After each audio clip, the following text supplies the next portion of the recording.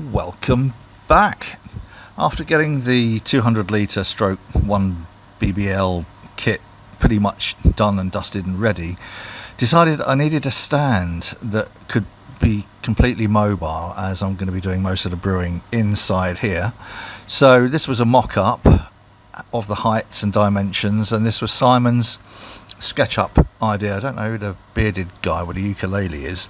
So Simon did these drawings, and we decided to make the whole thing out of box section steel, 3 millimeters thick, 40 millimeters box section.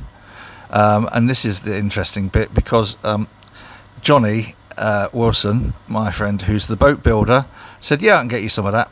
And we said, okay, brilliant.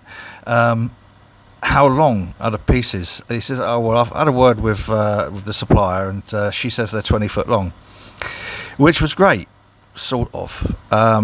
They arrived, I think, on the Wednesday. So Simon and I went round to have a look at them, and they weren't 20 foot long, they were 7.5 meters long, which posed a bit of a problem, because A, they were heavy, and B, they were exceptionally long, and we wasn't sure how we was going to get them from Jonathan Wilson's place, which isn't very far away, along to here. We did think about reversing Mustn't Grumble. Reversing Olin Watter. Come on, get it together. Back to Jonathan Wilson's yard, and then putting the steel on top, and then sailing back down here. But Charlotte's just painted the roof, so we didn't, and this is how we did it. Simon decided to carry them with Harry, 2 at a time. It's a third of a mile away. So the bit of CCTV went on YouTube as a short of them carrying it up Canal Street here, and got 1,000 views. I don't know why. I put it up there to convert it so that I could use it in this video. Didn't intend for it to be a short. So there's Harry at the front there. I think after about off a third of a mile, after about 50 yards, Harry had realised these are bloody heavy. So we decided next that I would go round in the van, and we put the remaining 5 of them on top of the van. They stuck out a bit at the front and back, so I put this up again, and it got over 14,000 views, 14,500, something like that, views. I don't know anymore. Right, so Simon then went back to the plans, started chopping it all up, and then started welding it all together. And this, boys and girls, is 3 days' work condensed into 6 minutes. I think I might have to do a little bit of voiceover. It'll be a very long time lapse. So Simon started off, he chopped the steel down outside using our little Evolution steel cutting mitre saw. Wonderful little purchase that was.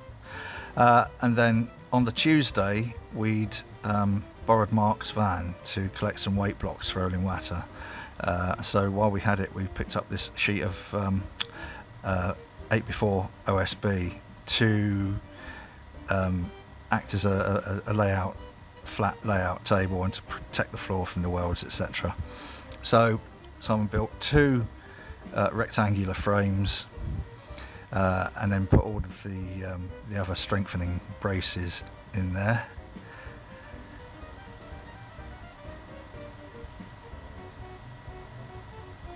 And you can tell from the time at the top of the screen, it was a fairly lengthy process. And each of these 40mm tubes that had been cut obviously then needed 4 welds. So I think we got through 3 rolls of welding wire. Simon will probably correct me on that if I'm wrong, but I think it was 3. So trips to Machine Mart. I wish there was an alternative, but there isn't. So after finishing the first frame, he obviously, and I'm not going to subject you to the whole time lapse of him doing the second frame, but this is really just to illustrate, Yeah, so I'm cutting here until Simon's finished that, and then he lays one on top of the other and gets an idea of how it's going to look.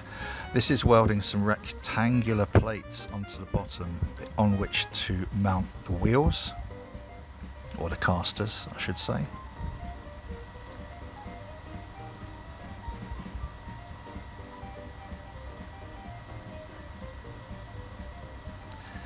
And then finishing off the top layer, and again it's mainly tack welded, and then went back to do the full welds, and then stick some legs on, which will be the intermediate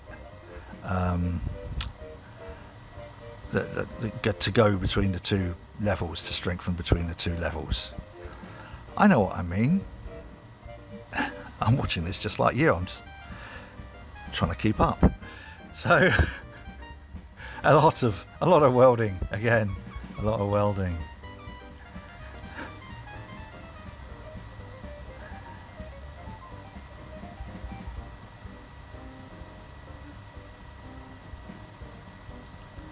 Then we got to the stage of plonking top layer on bottom layer, and the shape has started to come together. It was ever so slightly bowed because of the heat, so Simon pulled that into shape and then welded top layer to bottom layer.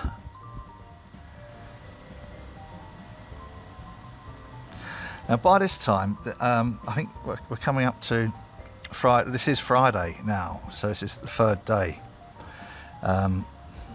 and Simon was leaving. Simon, Dawn and Harry were leaving on Friday afternoon, so started to get a little bit panic stations. So getting to this stage was like a bit of a mile marker, really, because the main fabric of the entire stand was now pretty much as it should be, without the raised bit at the end for the copper. So after double checking all of the welds to hold the top to the bottom, Simon started drilling and tapping the holes to affix the casters. Heavy duty casters, which I took off a pair of speakers that I've got here, and obviously nothing's as good as it used to be. A couple of the stainless steel bolts sheared, wouldn't move, had to be ground down, drilled out, retapped, and new bolts put in. It's just the way things are. So here we have Dawn helping to attach the casters.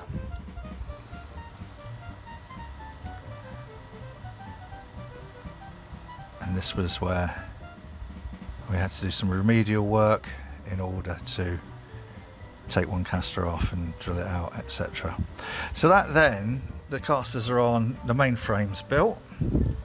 We then looked at, Simon had already fabricated the top for the end level where the copper was going. So next was attaching the legs between it and the main frame. It's coming up for lunchtime now, if you can see from the clock. It's 20 to 2. So Dawn and I buggered off to get some fish and chips while Simon finished welding the legs on, and then turned it over, flipped it over, and voila, we had the pretty much completed frame. Finishing off all the welds, a lot of welds, loads of welds. Soon as that was to his satisfaction, he went over, checked quite a few. He then moved the welder out of the way, took it outside, hit it with a flat wheel, brought it back in, and we finished the mock-up. So that's where we're at.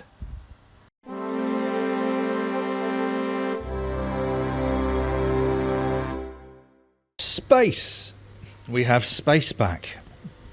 I don't know if anyone watched the video before this, but literally just after finishing this, We got a phone call saying, can we store some of these artistically decorated car bonnets? Anyway, it's on the previous. This is a previous video to this. Anyway, they went yesterday. Today's Friday, the whatever it is, 3rd? Might be the 3rd. I don't know. I don't know. And here it is. Here's our stand. Well, here's the back of the stand, but here's the front of the stand. So my next task will be get a flat wheel on there. Just Simon's taken most of the welds down, so I'll just pretty it all up a little bit, clean it all down with white spirit or something or other, and start painting it with hammerite. So yeah, copper goes here. I wanted it slightly higher so that I got room underneath for filters and pumps and stuff like that. The big plate chiller that I got, the 31 plate one, I've given to Andy, and I'm swapping that for his smaller one because Andy's gone up to kind of like 10 hectolitre, 1,000 litre brews now. So that would be better for him, and the smaller one actually be better for me as well. So that's going to go on the end here, probably around that way somehow with the inputs and output. I don't know yet. Well, we'll come back to that. Mash tun in the middle will come up to here, so I've got a reasonable height to pour stuff into and stir it, as it were. And HLT on the same level. As it's going to be Herms, it makes sense to be on the same level. Also, I'm going to try and find that sort of kind of 600mm diameter, but taller, for a 400 litre, either a 300 or 400 litre, ideally 400 litre, that I can then use as a mash tun.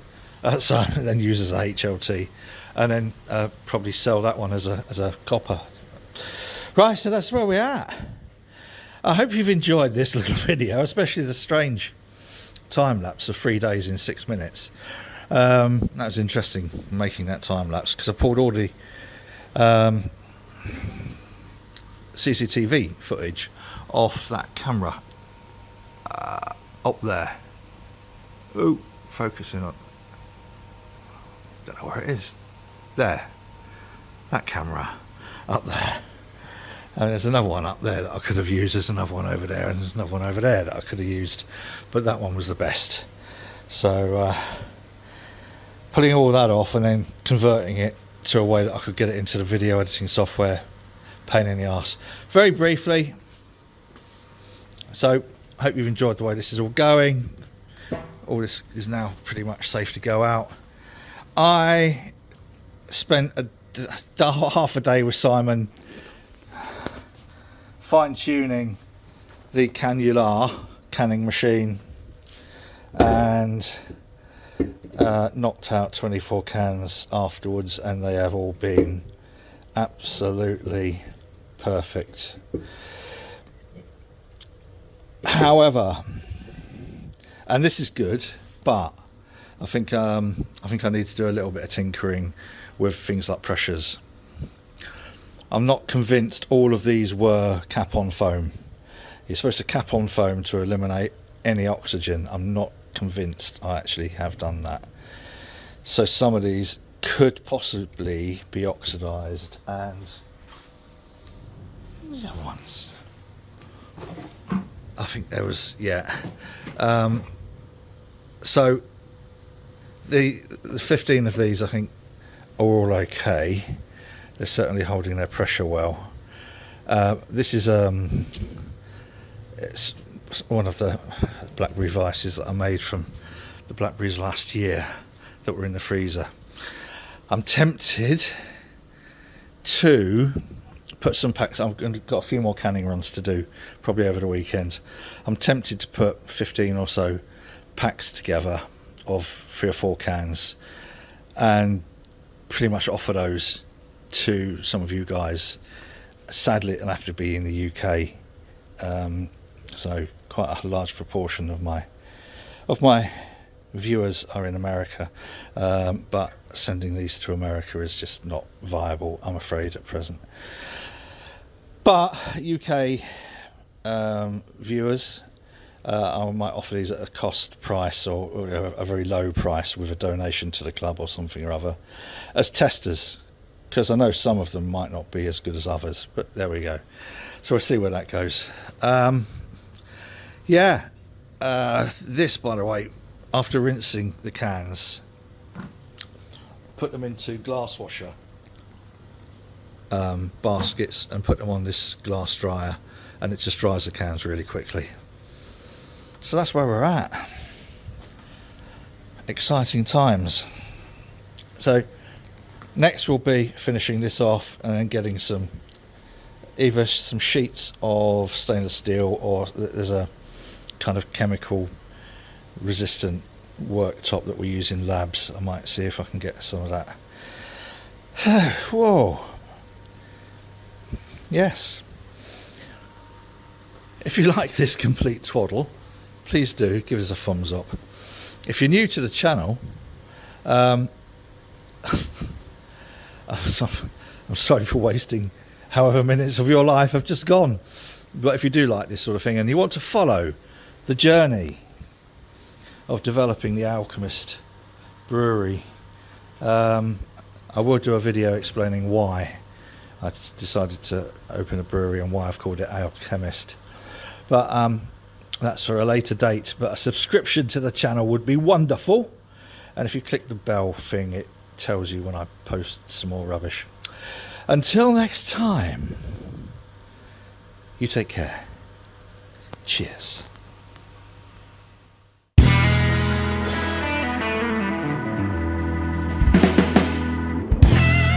the last paragraph, I also must stress, I think leaving Hancock in post is a big mistake.